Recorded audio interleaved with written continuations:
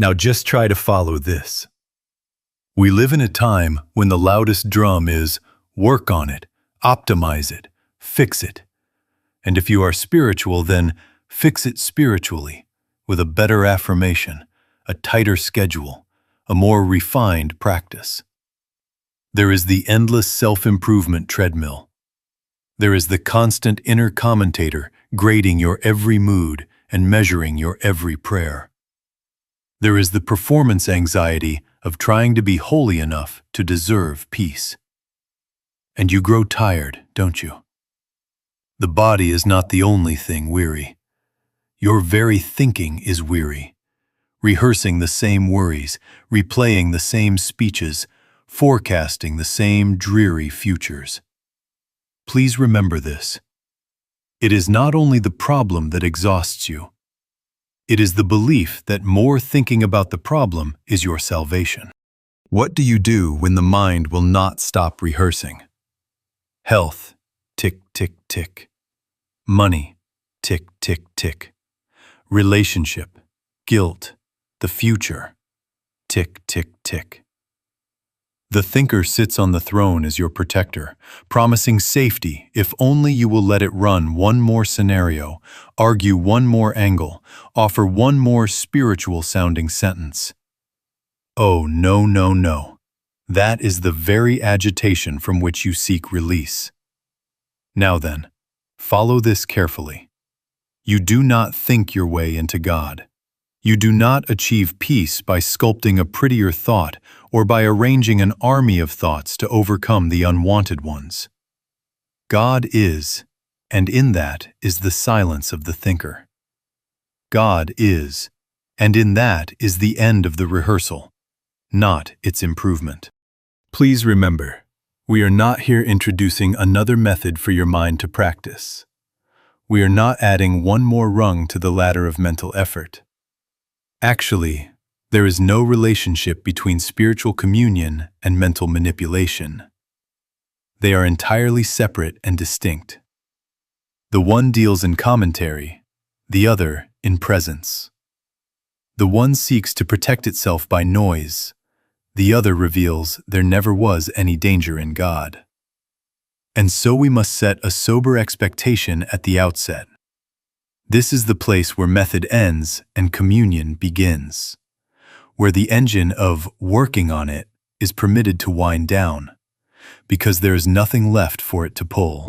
We as students, disciples, we are not chasing better thoughts or stronger thoughts or holier thoughts. We are learning to stand in a different basis of life.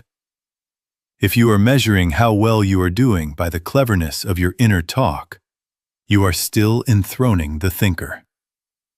If you are panicking because the thoughts return, you are still granting them a government they do not possess. Freedom will not come because the thinker finally thinks a victorious thought. Freedom appears as the thinker is gently displaced by the fact, God is. My peace. My peace. So hear me, and please remember, the strain is not the problem itself. The strain is the believing that thinking is the way out. Let that belief be exposed. Let it be laid down. For in the very moment we stop paying homage to the rehearsal, a new atmosphere dawns. Quiet, unargued, unpurchased. An atmosphere not produced by thought at all, but recognized when thought yields. God is, and that's enough to know. God is, that's all. Thank you. Thank you. Now just try to follow this. Actually, there is no relationship between thinking about God and awareness of God. They are entirely separate and distinct. One is commentary, the other is presence. One is noise dressed up as virtue, the other is the simple fact of being revealing itself. Please remember this point, because on it turns the whole failure or success of our practice. The human mind will try to sell you a polished version of itself and call it holy. It will recite the names of God and never meet God. It will collect quotations and never be quiet. Oh, no, no, no. We are not speaking here of improved commentary. We are speaking of the cessation of the need to comment in order to be safe. Follow this. The subtle error is not that you think. Thinking has its place in your bookkeeping and street directions. The error is that you drag thought into communion and crown it priest. You turn prayer into analysis, meditation into management, and then you call it spiritual work. You measure your silence by how well the last thought performed. You grade your devotion by how thoroughly you inspected your motives. This is rehearsal, not reliance. This is polishing the chain and calling it freedom. Please remember, every attempt to manage God by thought only strengthens the manager. The thinker remains on the throne. Now notice how the mind rehearses and justifies its noise. It calls worry planning, as if fear is prudence. It calls guilt conscience, as if self-accusation is holiness. It calls obsession care, as if clinging is love. And so the courtroom of the mind stays open long after the case is dismissed in God. The judge bangs the gavel, the prosecutor files new charges, the stenographer types page after page, and all the while, there is no defendant in God to condemn. Close the court. Please remember, the kingdom is not administered by your anxious calculations.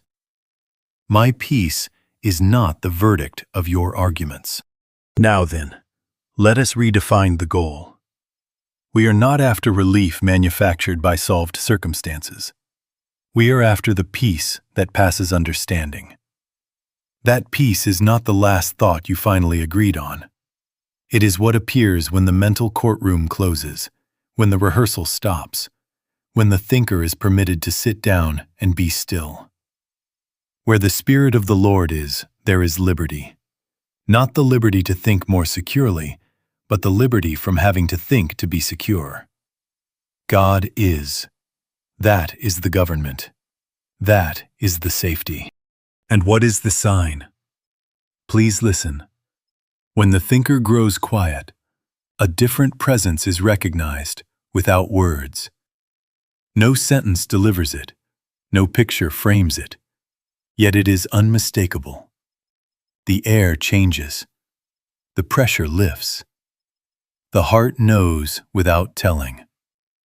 Communion is not a refined thought.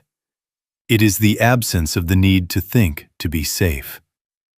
This is the categorical correction, and it is a mercy. Relax the claim of the commentator, and you will find the commentary has never been needed. God is, and that's enough to know. God is, that's all. My peace, my peace. Thank you. Thank you. Now just try to follow this. Never believe that God comes down to fix you, to patch up a life, to sandpaper off a problem. Oh, no, no, no. That keeps alive the belief that fear and lack and conflict have a life of their own, and it turns God into a helper among many helpers, an emergency department at the end of your thinking. Please remember this point. The moment you make God a fixer, you have told your own heart that danger is substantial and that safety must be engineered. That is the burden. That is the performance.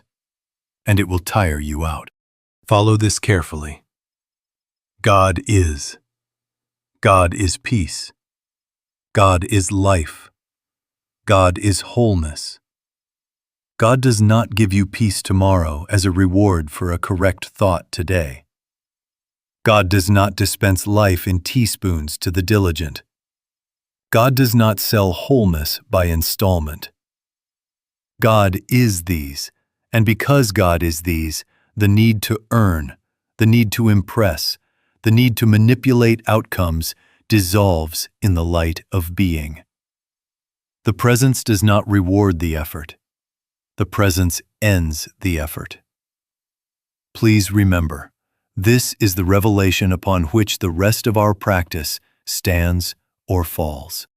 There is an ethical correction here, and I want you to hear it not as reproach, but as mercy.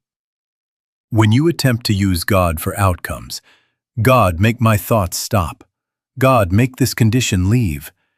You dishonor the very nature of God, and you burden yourself with spiritual performance. You become the stage manager arranging lines and cues and props, and you call that prayer. Oh, no, no, no. Prayer is not the management of thought.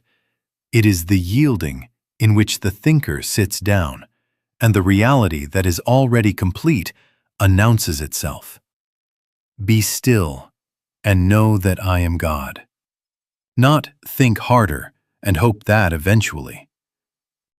Now then, let us bring it into your immediate need. You are not trying to get God to remove intrusive thoughts. Can we say this simply and be done with it? You are yielding to the presence in which intrusive thoughts have no authority, no government, no law. In that atmosphere, call it spirit, call it I am, their claims are unrecognized. They are like echoes seeking walls that are not there. Do not set up a contest. Do not appoint a referee. Do not make treaties with the noise. Stand in the fact God is, and the very ground on which those thoughts strutted is discovered to be absent. Where the Spirit of the Lord is, there is liberty. Not the liberty to think better thoughts about bondage, but liberty from the premise that bondage governs. But if I stop working on it, you say, am I not being passive? Oh no. Please remember, ceasing from mental control is not passivity. It is reliance. It is the decisive act by which you resign from the tiny throne of the thinker and accept the government of presence. It is a choice, sober and blessed, to rest in what is already so. Stand still and see the salvation of the Lord. Not a rescue arriving from far off, but the unveiling of the peace that is the essence here and now. In that stillness, the body finds its poise, relationships take their proper order, supply reveals its sufficiency, not because you engineered outcomes, but because you consented to reality. So we return to the mantra of freedom and let it work us. God is, and that's enough to know. God is, that's all. My peace, my peace. And in that recognition, the effort ends, not by defeat, but by fulfillment. Thank you. Thank you. Now just try to follow this. There are, in the world, two altars at which you can kneel when distress knocks. One is rehearsal, the altar of mental manipulation, where you bring your offerings of scenarios and speeches and safeguards, where you light the incense of worry and call it responsibility. The other is reliance, the altar of spirit, where you bring no script at all, only a yielded heart. And the incense is quiet confidence in the presence that is. These are not variations of one path. They are entirely separate and distinct. One must make a choice of one or the other. Rarely will the right results come from the combination of them. Please notice how modern divided allegiance hides itself in pious clothing. We pray while we panic. We affirm while we scroll. We sit to meditate while we keep the case open in the courtroom of the mind, checking the docket every few breaths to see if trouble has advanced. We ask for peace while preserving the right to rehearse the emergency. Oh, no, no, no. That is not reliance. That is hedging. That is paying homage at two altars and hoping both gods will be pleased. They will not. A double-minded man is unstable in all his ways. Please remember this, because instability is the inevitable fruit of mixed reliance. Why does rehearsal feel so responsible? Because the personal mind is convinced that if it does not keep the problem alive, the world will collapse. It confuses vigilance with safety. It believes that if it stops imagining dangers, it will be surprised and therefore destroyed. It is the old superstition that worry prevents calamity, that guilt purchases redemption, that forecasting averts fate. Now follow this carefully. Vigilance has its place when you are crossing a street, but in communion, vigilance is a mask for fear. We are not telling you to become careless about daily tasks. We are telling you to transfer government from the anxious commentator to the divine mind in whom tasks find their order and protection. Please remember, reliance is not dereliction. It is obedience to reality. Reliance does not abdicate wisdom. It returns wisdom to its source. It does not make you silly. It makes you sane. When you stand at the altar of spirit, you are not refusing to act. You are refusing to be governed by fear's rehearsal. Out of that stillness, right action emerges without the lash of anxiety. Stand still and see the salvation of the Lord is not advice to be idle. It is instruction to anchor action in presence rather than panic. Now then, let us be plain. The real enemy is not the circumstance that threatens. The real enemy is the belief that the thinker is necessary for survival. While that idol stands on the throne, every prayer will be a negotiation with it. Your healing begins at the moment you stop paying homage to the thinker as your protector. That is the decisive turn. Walk from the altar of rehearsal, where you have worn grooves in the floor pacing your arguments, and kneel at the altar of reliance, where a single truth is sufficient.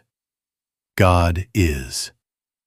God is, and that's enough to know. In that recognition, the court adjourns, the gavel falls, and peace, already present, governs. My peace. My peace. Now just try to follow this. The next movement in our practice is secrecy. Enter into thy closet, not merely a room with a door, but an inner retirement from the public trial of your life, from explaining yourself, defending yourself, announcing your progress, auditioning your holiness. Please remember this, because it is crucial. The work that matters cannot survive the glare of self-display. Actually, there is no relationship between spiritual communion and spiritual performance. They are entirely separate and distinct. One is quiet reliance, the other is rehearsal with religious language. Oh, no, no, no. We are finished with auditioning for peace. What does it mean in the midst of intrusive thoughts? The mind wants to publish bulletins. Breaking news, still troubled. It wants to report the problem to you, to your friends, to the imagined tribunal of tomorrow. Here is why I am this way. Here is what I will do. Here is how spiritual I am becoming. Close the newsroom. Enter thy closet. Keep the work secret, so thy Father which seeth in secret shall reward thee openly. Do you see the mercy? When the mind cannot grandstand, the thinker loses its audience, and without an audience, the performer grows still. Please remember, every retelling to get sympathy, every announcement to secure applause, is a small tax that funds the sovereignty of the thinker. Starve it. Now then, humility. Not the costume of meekness, not the staged sigh of, I am nothing, which is just pride in a quieter suit. Humility is this. Be grateful if you have no understanding, For personal understanding is the very engine that tries to run the show. It must plan the piece. It must quarterback the meditation. It must monitor results and draw conclusions. Oh no, his understanding is infinite. Be content to have none of your own. That is not dereliction, that is obedience to reality. In that surrender, the government rests where it belongs, upon the shoulder of spirit, not upon the shrugging shoulders of a tired self.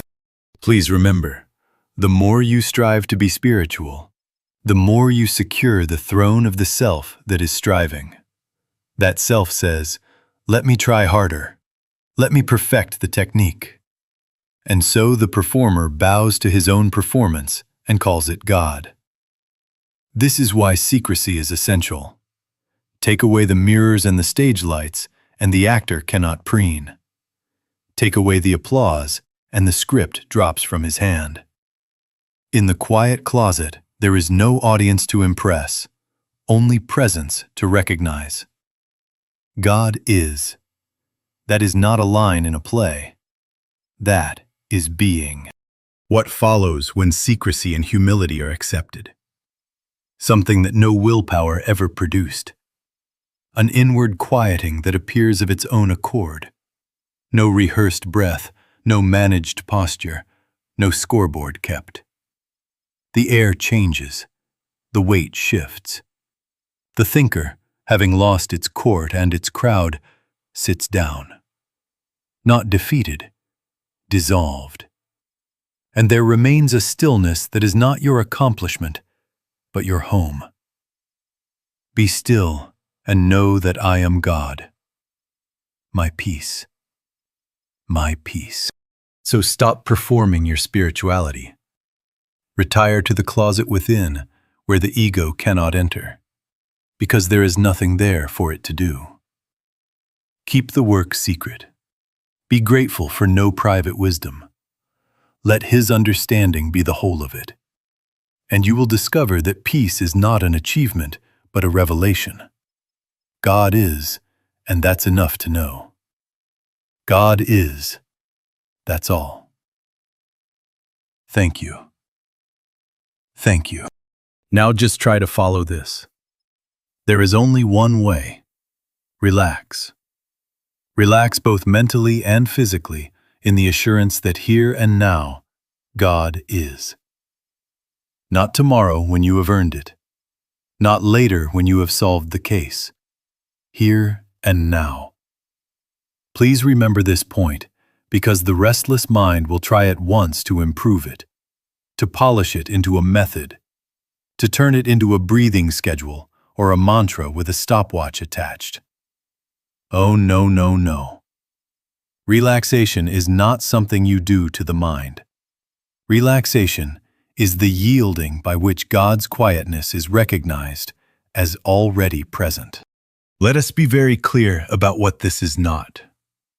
It is not a technique to force silence. Anything you force, you must then guard, and guarding is just more rehearsal. It is not breath control as a contest, counting, straining, winning, losing.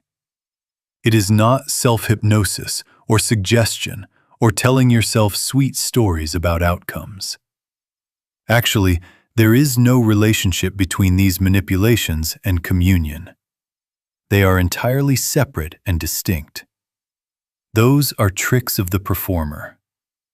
Relaxation is consent to presence. Consent for government to pass from the little manager with its charts and alarms to the one fact that needs no defense. God is. How then do you begin?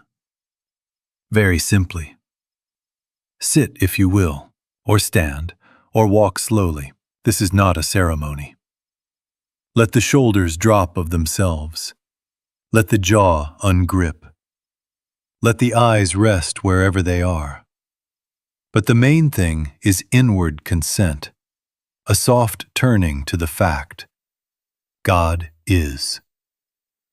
And if you desire a doorway for attention, take this and do not refine it. God is. God is. God is, and that is enough to know. Do not chant for a result. Do not time it. Do not bargain with it.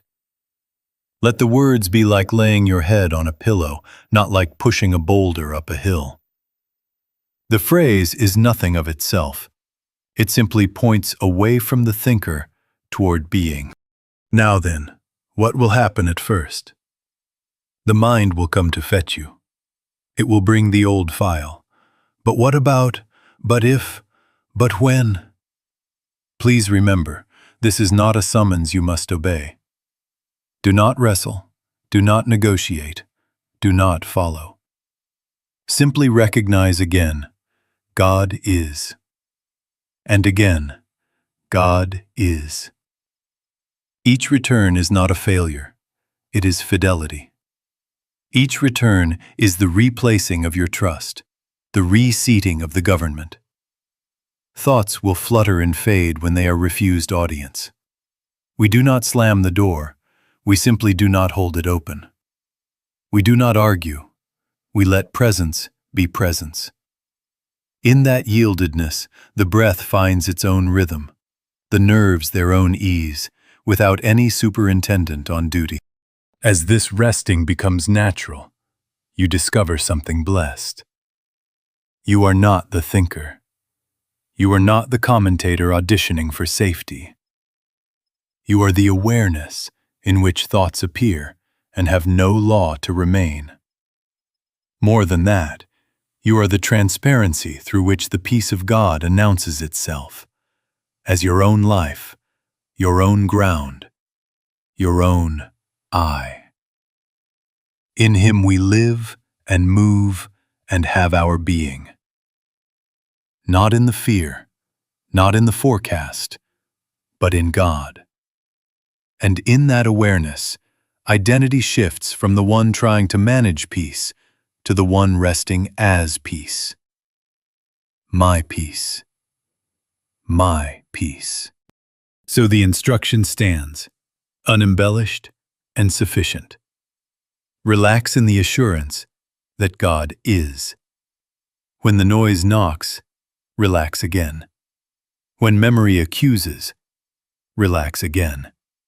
When nothing seems to happen, relax still. Do not turn this into a project. Let it remain a consent.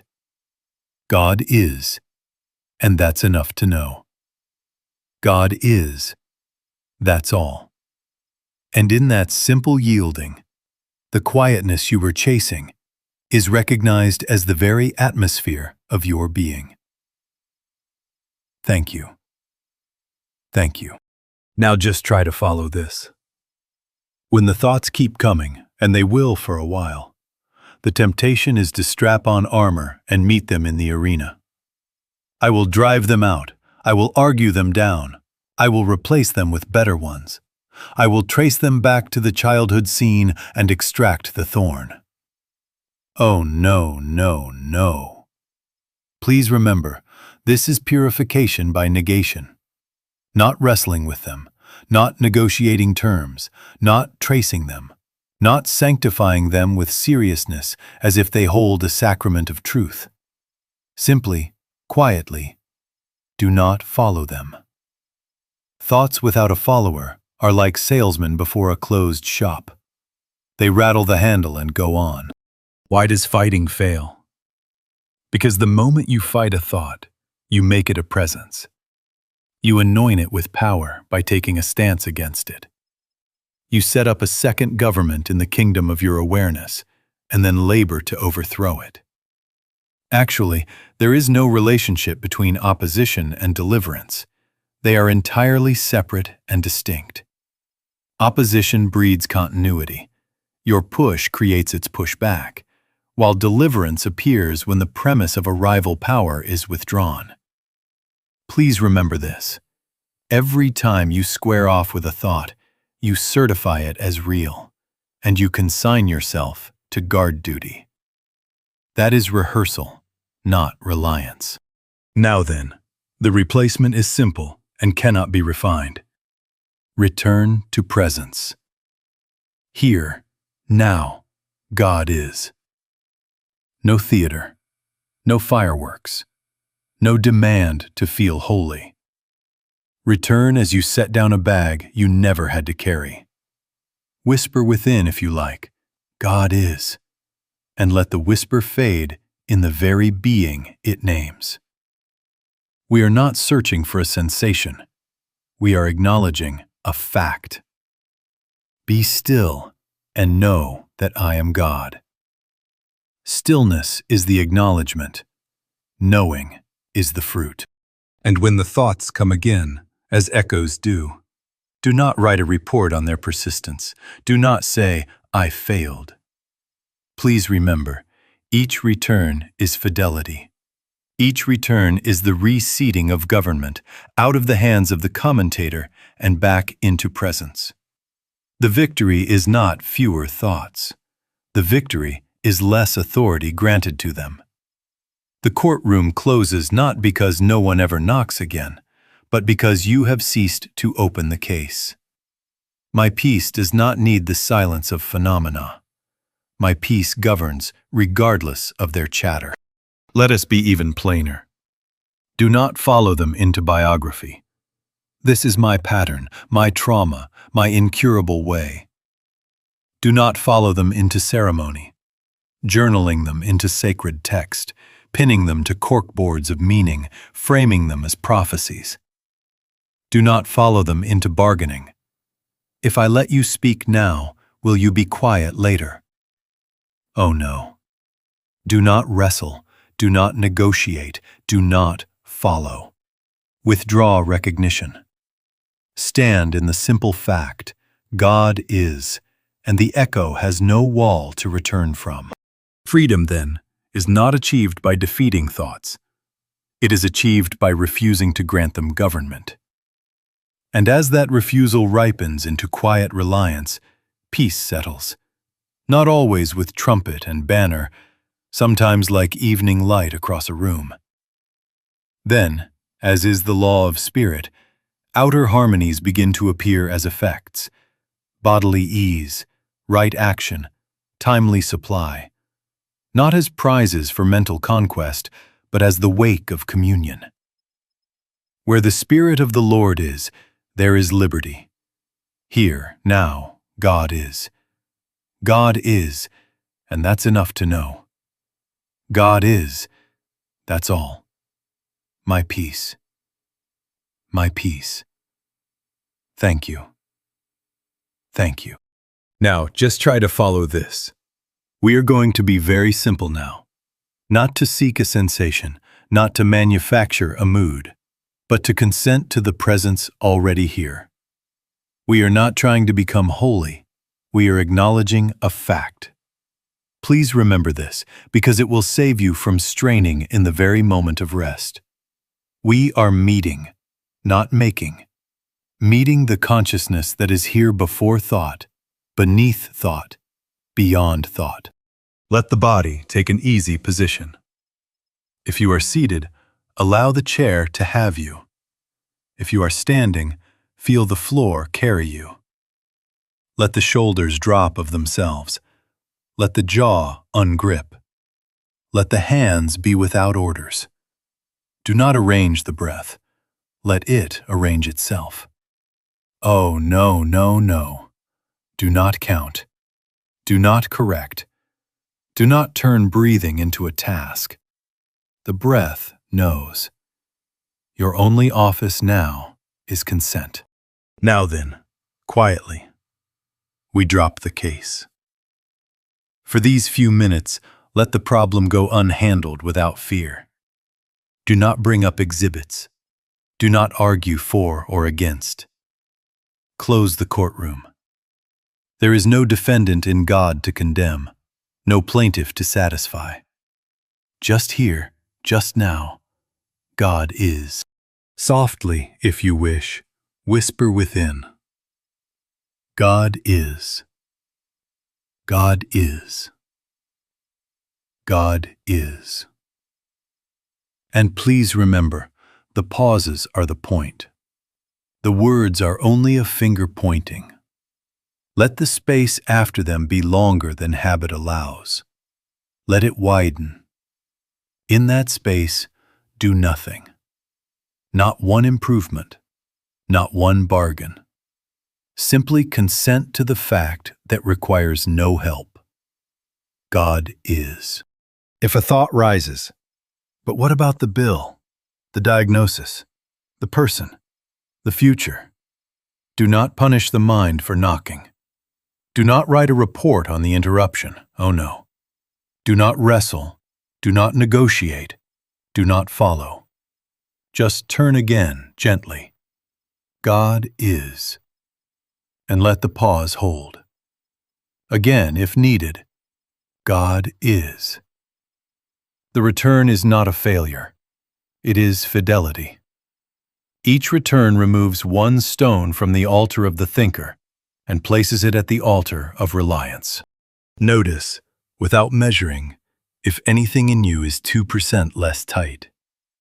Do not grab at it. Do not congratulate or analyze.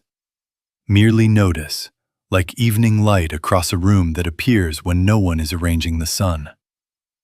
If there is nothing to notice, rest anyway. You are not producing peace, you are consenting to what is. Be still and know that I am God. Not think harder and hope. Be still. Now let the words grow even quieter. Perhaps only the sense remains. Here, now, God is. Let that be the whole of it. If a wave of worry returns, let it pass unhandled. Government has changed hands.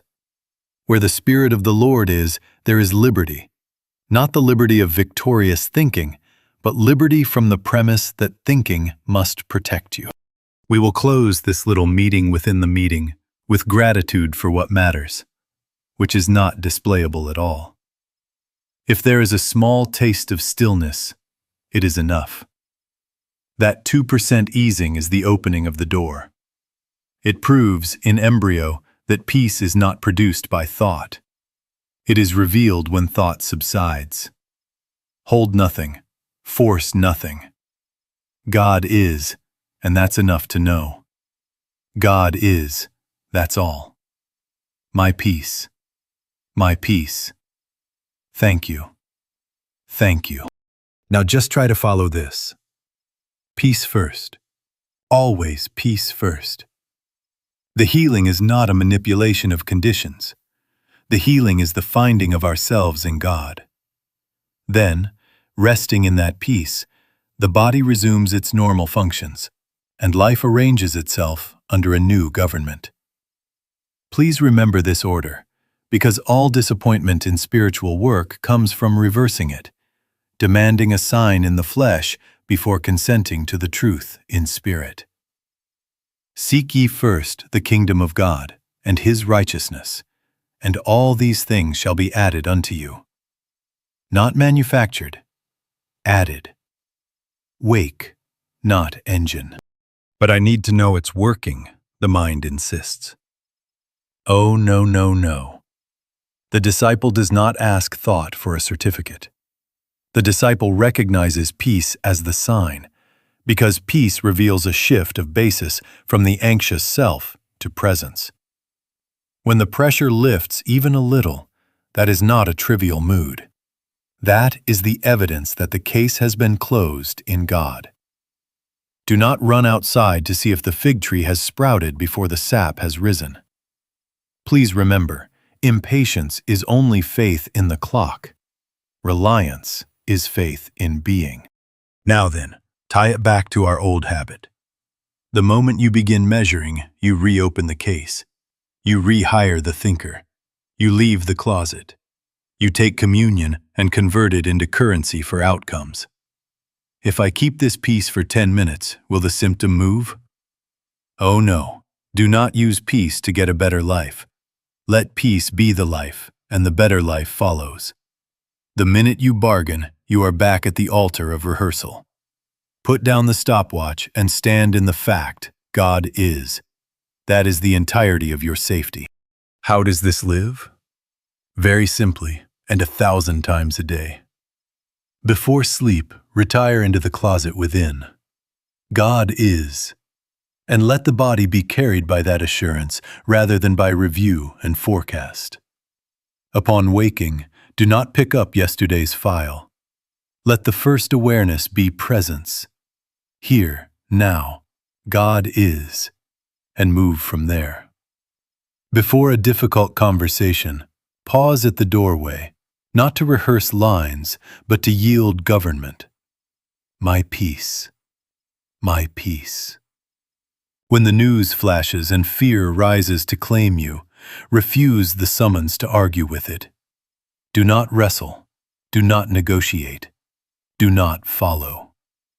Acknowledge, God is, and let action proceed from peace, not toward it. Please take confidence from our shared record. We in this work have had the experience 1,000 times. When the inner government changes, the outer reorganizes without strain. The body unwinds of itself. Supply shows forth without scheming. Relationships that were braced for impact soften and speak truly. Not by might nor by power, but by the quietness of spirit. Where the Spirit of the Lord is, there is liberty. Liberty from panic as a method. Liberty from rehearsal as protection. So let the order be sacred. Peace first, then life. Keep the case closed. Keep the work secret. Keep the altar single. Stand simply and steadily in the assurance God is. And let the world of appearances take its cue from that. Do not chase results. Consent to reality and let results be added. God is, and that's enough to know. God is, that's all. My peace. My peace. Thank you. Thank you. Now just try to follow this. The whole arc of our work reduces to a few absolutes, and you must let them be absolute. Not thinking as salvation. Oh, no, no, no. Not God as fixer. Not spiritual performance. Only reliance. Only presence. Only the single-pointed standing in the fact. God is. Please remember, every time you treat thought as your savior, you rehire the very foreman who keeps you on the clock. The grace is this. Government does not belong to the thinker. Government belongs to presence, and you are permitted at any moment to return the keys. Now then, a rule of spiritual hygiene, and it is gentle, but it is firm. Do not take your troubles out into the street for constant retelling. Do not pin them to the world's bulletin boards. Do not visit 7 friends with hourly updates and call that honesty. Oh no. Enter into thy closet and keep the work within. Let it be between you and the Father. Please remember, the Father which seeth in secret rewards openly. The more you parade the case, the more you feed the actor. The more you hold it in the secret place, the more the actor has no stage. And in that darkness of anonymity, the performer cannot perform. Peace attends humility. Display attends pressure. Choose peace. A simple daily rule now, and do not try to improve it. When rehearsal begins, when the commentator picks up its script, pause, relax, return. If you must act in the world, act from quiet rather than to obtain quiet. Please remember this distinction because it will save you many detours. Action out of quiet bears grace. Action toward quiet bears strain. When the news shouts, when the phone rings at the wrong hour, when the old story reaches for your attention, pause. Let the shoulders soften without management. Whisper within if you like. God is. and let the whisper dissolve into the being it names. No negotiation, no wrestling, no following. Presence first, and then whatever act is needed will be given you in its season. Now the assurance of identity, and let it relieve you. You are not a frightened mind trying to become spiritual. That was never your lineage. You are, in truth, already within the household of God, fellow citizen of the presence of peace, heir of the quiet that needs no defense. In Him we live and move and have our being. Therefore, you do not create safety. You recognize it. You do not achieve communion. You awaken to it. Stand single-pointedly in that recognition. God is. Until the thinker no longer governs. Until fear's voice is only an echo in a room that has no walls. So this is the daily choice that keeps it. And it is humble, and it is enough. Secrecy, reliance, return. God is, and that's enough to know. God is, that's all. My peace, my peace. We will leave it there, in quiet confidence, and let the Father reward openly what has been kept in secret. Thank you. Thank you.